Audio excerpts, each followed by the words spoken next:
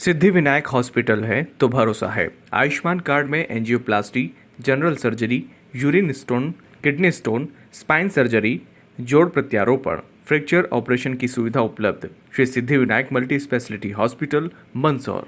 Phone 07422490333। Ratlam नगर निगम इन दिनों उत्तर प्रदेश सरकार की राह पर है। निगम ने आदेश पारित किया है कि इस बार नवरात्रि मेले में दुकान लगाने वाले व्यापारियों को बोर्ड पर अपने नाम के साथ दुकान चलाने वाले का नाम भी लिखना होगा। नगर निगम की राजस्व समिति के इस फैसले को लेकर विरोध के सुर भी उठने लगे हैं। मुस्लिम पक्ष सुप्रीम कोर्ट जाने की तैयारी कर रहा है। दरअसल रतलाम के कालिका माता मंदिर में नवरात्रि पर 9 दिवसीय गरबा रास होता है। यहाँ बड़ी संख्या में लोग आते हैं। इस बार मंदिर में 3 से 12 अक्टूबर तक 10 दिवसीय आयोजन होगा। मध्य प्रदेश ही नहीं, उत्तर प्रदेश, राजस्थान और गुजरात के व्यापारी यहाँ पहुँचेंगे। ऐसा पहली बार है कि दुकानदारों के लिए अपने नाम का बोर्ड लगाना अनिवार्य किया गया है। निगम के फैसले को लेकर शहर काजी सैयद आसिफ ने तुगलकी फरमान बताया। उन्होंने कहा कि ऐसा फैसला यूपी में योगी सरकार ने भी लिया था, इसे सुप्रीम कोर्ट ने रद्द कर दिया था। सूचना के अधिकार आरटीआई के तहत रतलाम नगर निगम से ऑर्डर की कापी मांगी गई है। इसके मिलते ही association of protection for civil rights Delhi की तरफ से सुप्रीम कोर्ट में याचिका दायर की जाएगी। राहुल बैरागी की रिपोर्ट।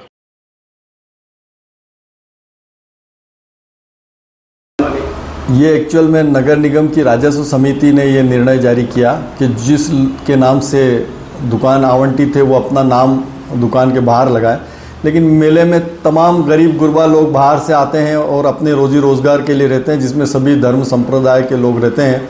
उनका बोर्ड लगाना और उनको आदेश देना, ये सुप्रीम कोर्ट ने जो योगी सरकार ने आदेश दिया था उसके खिलाफ है।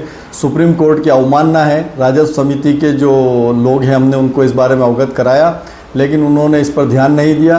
तो हमने इसको लेकर एक सुप्रीम कोर्ट में अवमानना याचिका दायर की है। जो अभी कुछ जो नगर निगम ने डॉक्यूमेंट्स हमें प्रमाणित प्रतिलिपि नहीं दी उनके आदेश की, वो हमने सूचना के अधिकार में मांगी है। जैसे ही हमें वो प्रतिलिपि मिलती है तो निगम की राजस्व समिति के खिलाफ हम अवमानना की याचिका सुप्रीम कोर्ट में प्रस्तुत कर देंगे।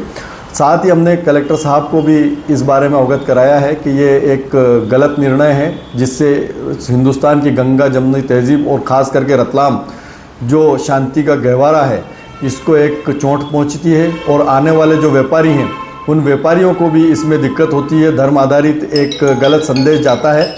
तो इसको लेकर हम लोगों ने कलेक्टर साहब को बताया है कि ये निगम प्रशासन को आप इस आदेश को रद्द करने की बात करें, और अगर ऐसा नहीं होता है और मेले में बोर्ड लगाने को लेकर या नाम लिखने को लेकर कोई विवाद उत्पन्न होता है तो उसकी समस्त जवाबदारी निगम प्रशासन की रहेगी। इनका उद्देश्य बता रहे हैं कि ये हमने इसलिए किया है कि कोई जातिगत नहीं, बल्कि जो दुकान है बिचौलिए ले लेते हैं उसको अंकुश लगाने के लिए। ये इनकी जो दुकान आवंटन की प्रक्रिया है ये पारदर्शी नहीं है और इसमें बहुत भ्रष्टाचार होता है। ये अपने भ्रष्टाचार को छुपाने के लिए और अपने भ्रष्टाचार के ऊपर पर्दा डालने के लिए इन्होंने ये कृत्य जारी किया है, ये आदेश जारी किया है। इसमें इनको पारदर्शिता से जो है दुकानें आवंटित करना चाहिए और जो दुकान ले उसका अपना नाम लिखा दे।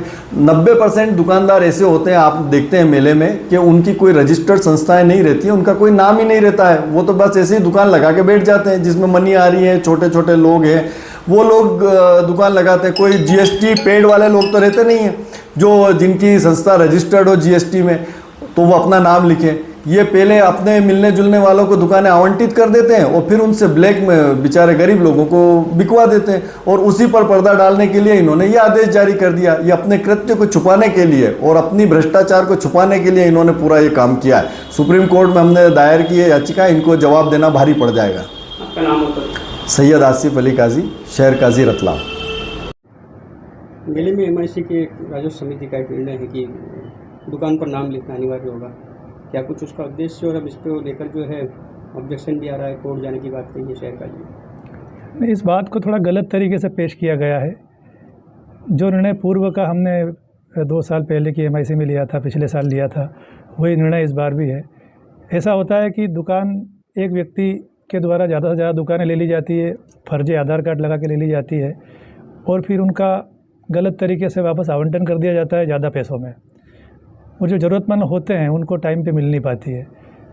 तो हमारा यही उद्देश्य है कि जिस व्यक्ति का आधार कार्ड हो, जिस व्यक्ति के नाम से दुकान बुक हो, वही व्यक्ति उस दुकान पर बैठे और वो अपना आधार कार्ड वहाँ पे ज़रूर लगाए। किसी का एड्रेस या फ़ोटो या किसी का नाम लिखना ज़रूरी नहीं है। उसका आधार कार्ड लगाने का उद्देश्य ये है, मैं दोबारा बता रहा हूँ, कि वही व्यक्ति उस दुकान पे बैठे जिसने दुकान ली है। कोई उसका दुरुपयोग ना करे, उसको ब्लैक में 5,000 में लेकर 10,000 में ना बेचे किसी को, ये भ्रष्टाचार ना हो, उसको रोकने के लिए ये उद्देश्य है। यदि इसे जातिगत समीकरण से जोड़ा जा रहा है तो इसको लेकर क्या मैसेज देंगे? नहीं, इसको जातिगत समीकरण से जोड़ना भी नहीं चाहिए, ऐसा कोई हमारा उद्देश्य भी नहीं था।